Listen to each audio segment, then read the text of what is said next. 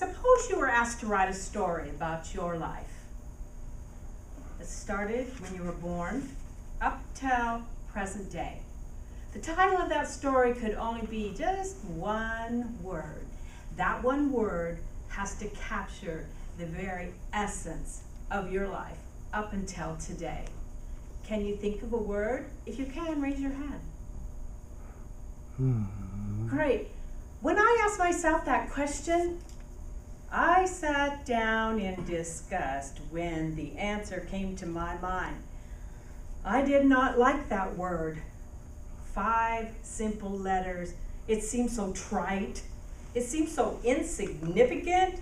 And I was ready just to take that word and just toss it until my husband heard my word and he said to me, "That's a perfect word for you."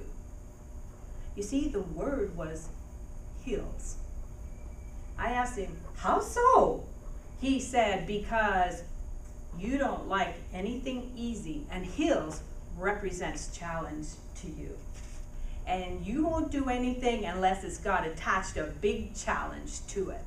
When I sat down and I rethought my word, I began to think of how many hills in my life I have climbed up and come back down, and I said, he's right. Hills was a good word for me. And although all through my life up until now, I have gone up hills, down hills for years and years and years, I'd like to just share 3 with you. The first hill actually was when I was in elementary school. And my family moved up to Sunnyside up on a big hill at the very top, Harrison Hill. So every day, because we were about 1/10 of a mile from where we could take the bus, we had to walk to school. 1/2 mile to go to elementary, 1 mile there and back to go to our high school and junior high. And so because I was too young, the youngest of the family, my brother had to walk with me. But I can tell you right now, I do believe he was born in the wrong family. He had the longest, gangliest legs I have ever seen. I think they started up about here. And when he would walk something like this, where I have short legs about the size of toothpicks. And I would be running behind him like this, trying to keep up. And because he could go so much faster than I could, he would often turn to me and say, "Come on, Pokey, hurry up." And I did that hill for years and years, 10 to be a matter of fact. But I learned something while doing those hills. What I learned was that someone can always do it faster than you can. And it really doesn't matter how fast you get to the top of the hill, as long as you get there.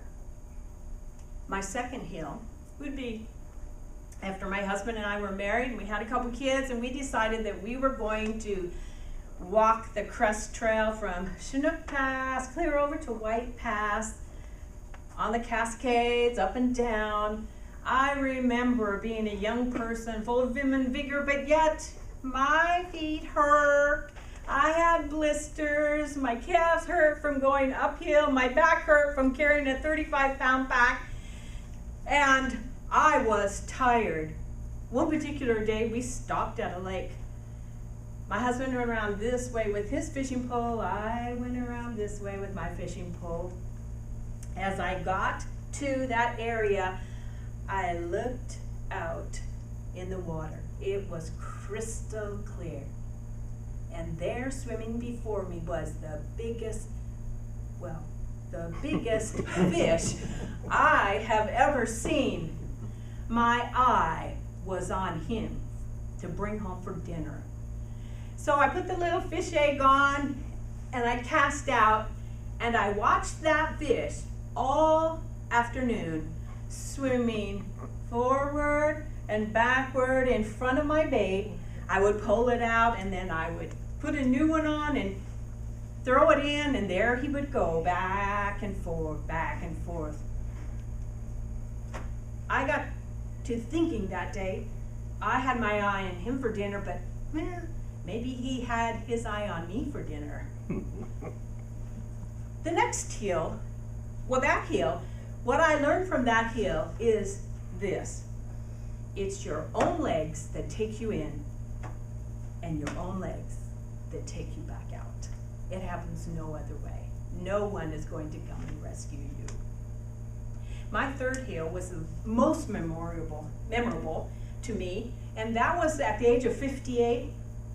I decided to learn how to run. Now, I had never run a day in my life except to get across the street to the other side and get away from the cars. So I went down and bought a book, and they taught us how to run walks. So I began to learn that method, and I ended up actually being able to do 2 half marathons. But the most memorable was the third one in Leavenworth, Washington.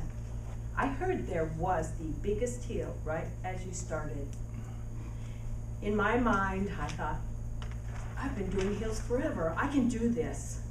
So there I was at the race, and as we started out, the horn began, and we started off.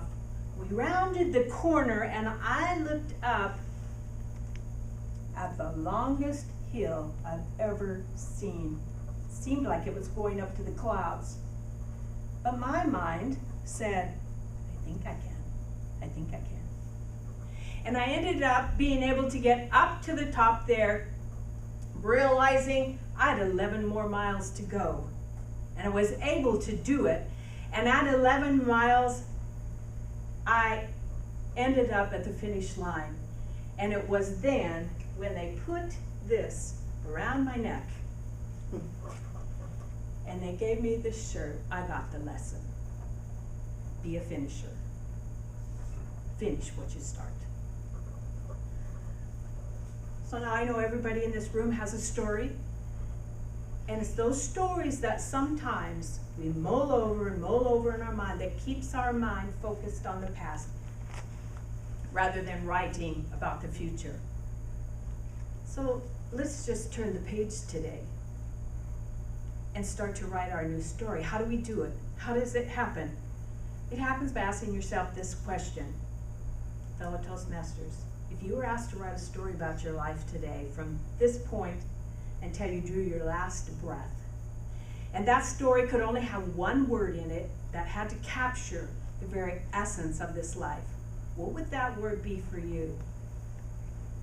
I have my word. Do you? Toastmaster.